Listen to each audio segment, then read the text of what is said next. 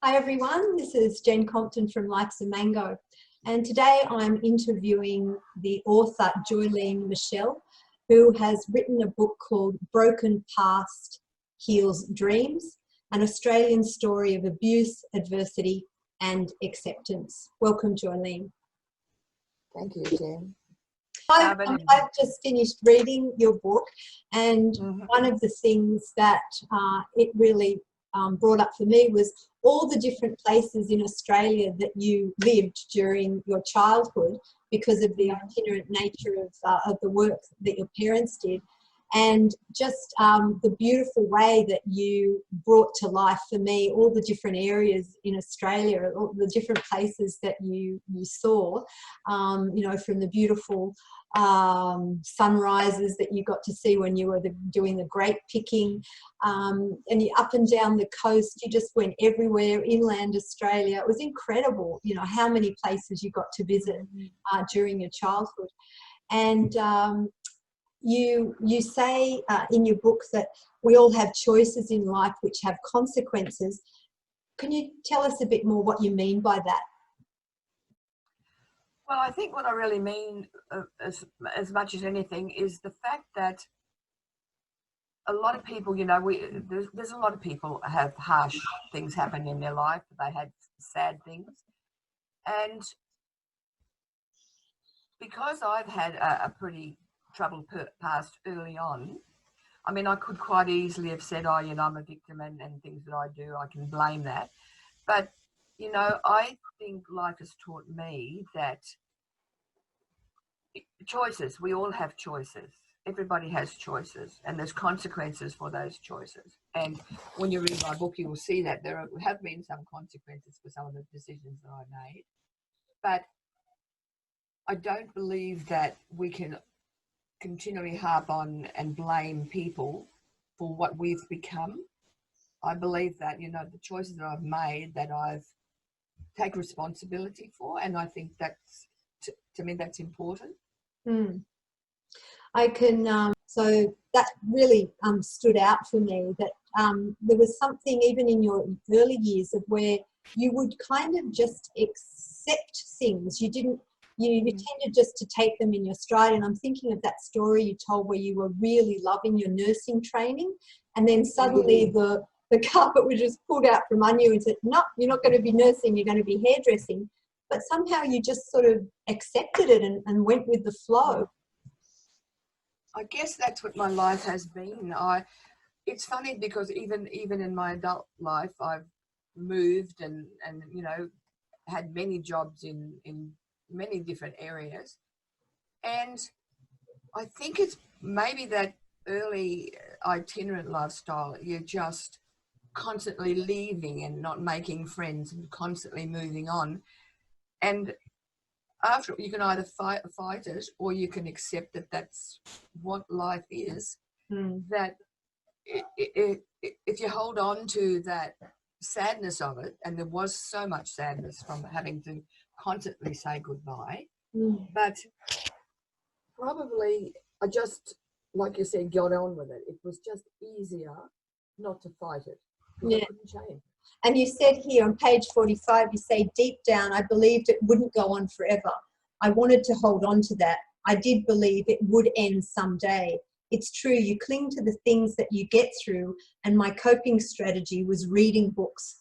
Providing I could read, I could transform myself away from my reality and immerse myself in stories of adventure, of boarding school, of other lands and times. That spoke really a lot to me, because your life was so sad in so many ways. Your childhood, you know, the love from your mother that you just craved, and a very strange kind of love from your dad. I wanted to ask, I was intrigued to know, well, first of all, what sort of books did you read? Do you remember any particular authors or stories? And where did you actually get access to those books from? It's funny, you know, because when I look back on it, I've sort of reflected on that a little bit. And, you know, there's certain things in your life that you don't remember, that you just, I've deleted out of my mind. You know, I think it wasn't libraries. We never went to libraries. It would have been that I just picked it up, or someone would have given it to me, or I would have picked it up in a bookshop when I went to town on the Friday and things like that. And there wasn't any, early on in my primary years, there was the fantasy thing. There was, you know, Enid Blyton and you know, the girls, you know, Secret Seven and Famous Five and all those in Magic Faraway Tree. And I guess that was the kind of, it set up in my mind how I could think, like a thought outside the reality. If you know what I'm saying, it was a reality, because I had to live in that unreality in my life. It was, like you said, one day this will finish. So I kind of had to live with that thought in mind that this wasn't reality. There was going to be a reality. One day it'd be different. My life would be a real good life, you know what I mean? And so, and I desperately wanted to go to boarding school, but funnily enough, that was the threat from my parents, that if I didn't, you know, go along and do what they wanted me to do, and I was always a good girl. I never didn't ever not do what they asked. And I would think, oh, please God, let them send me to boarding school. Never happened. Never happened. My mother used to threaten me with that as well. Yeah. It's funny that you mentioned Florence Scovelshire in your book, and I too was affected by her and my journey. And in fact, every day when I walk out the door, I say a quote from her that I'm going to share with you. And it is, today is a day of completion. I give thanks for this day. Miracle shall follow miracle, and wonders shall never cease. And that's her little contribution to my life. So I really love that you mentioned her. She was probably the very beginning. I sent away for her 4 books. I think I mentioned that there. Yes. Which books they were. And it really started me on the journey. I would have been around about early 30s, I suppose, in my early 30s. And that was the real beginning of my journey, to look outside of the situation that I might be in, and look further on and what I could develop into. Sort of thing.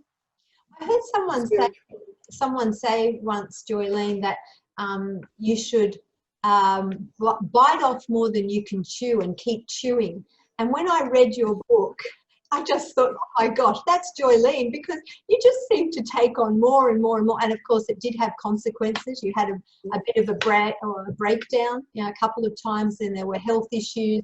And then, of course, your children had their health issues, which was another stress for you.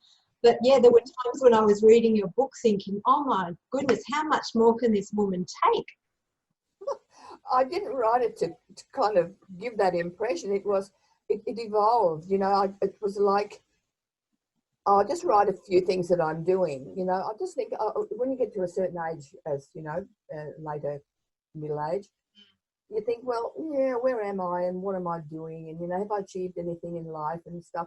And it just evolved. And then when I was looking back, I thought, oh yeah, well, that happened and that happened. And I thought, oh, wow, you know, and this is where I am now. And all those things have happened, but, you know, here I am, I'm in a happy place. So, you know, it's just made, like, it's a cliche, I know, but, you know, I wouldn't be what I am today if it wasn't for whatever. But it's true that we are where we are because of what's before us, you know. That's right. Look, as a primary school teacher, and coming into contact with a lot of children, and having myself been very, very loved and nurtured when I was a child, it just broke my heart to read a lot of what happened to you. I so wanted your mum to love you. I just wanted that. You know, I could feel that sort of coming through the page, that love that was never going to come, but that you just always wanted there. And when I saw the photos of you and Wayne, your brother, I just had a tear go down my cheek. Yeah. I think it's a book that people are just going to love, and like me, they're not going to be able to put down. You said on page 158, you said, I have concluded that I have the strength and a resilience which has been my saviour. I've learned to not dwell on what was out of my control and to be a positive example to others. And I think that's just a fantastic quote to take from the book. Joileen, where can people buy your book? Well, at the moment I'm in pre-sale, so if people go onto my website, joileenmischel.com, the first page just sets it up and explains a little bit about me as well and what the book's about. Yes. And people can make that choice then if they like to. All the information's on that website.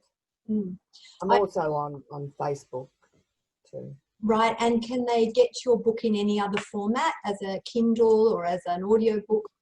Yes, towards the end of the pre-sale, the launch, there will be a Kindle. I think in about 2 weeks' time it'll come out on Kindle. So the people who buy the book will be able to get that on Kindle. And we're doing the interview today on the 2nd of July, 2020. So just so everybody knows what day we are today.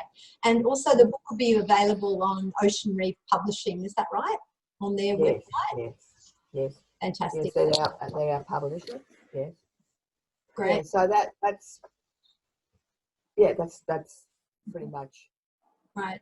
I think I sent you a message last night, Joileen, just to tell you the effect that the book had on me. And I think I said something like, I'm amazed, I'm saddened, I'm bewildered, I'm intrigued. But one thing's for sure, I just couldn't stop reading. And I just wanted to congratulate you on your courage to tell the story, because so much of it is just so personal. And I imagine that was not an easy decision to reveal everything that you have. I was asked by one reviewer, was I going to put my name to that? And there was a time where I started to write it, and I wrote it in a third person, you know, yes. like she was this. And then I thought, you know, that wouldn't be authentic, because it would be a constructed story. Even though the facts would have been true, people would have maybe doubted, and they would have thought I was just manipulating the story. And I thought the only way that I can say that is to show my truth, and that's what happened to me. And so that's sort of how it came about, really. And Joileen, some of the things that you've done in your life, you've been a grape picker, you've been what else have you done? You've been pea picking, I've done oranges, apricots, cherries, potatoes, carrots, pumpkins, lettuces, cabbages. Right. You know? And you've been a hairdresser, you did some nursing, you then went on to university and studied psychology and health, and you worked yourself with children who've been abused. My goodness, and grandmother to six grandchildren. Just hats off to you. Fantastic story, so inspiring. And I'd just like to say a big thank you, and wishing you every success with your book, Broken Paths Heals Dreams. Thank you, Joileen. Thank you so much, Jen. Appreciate it.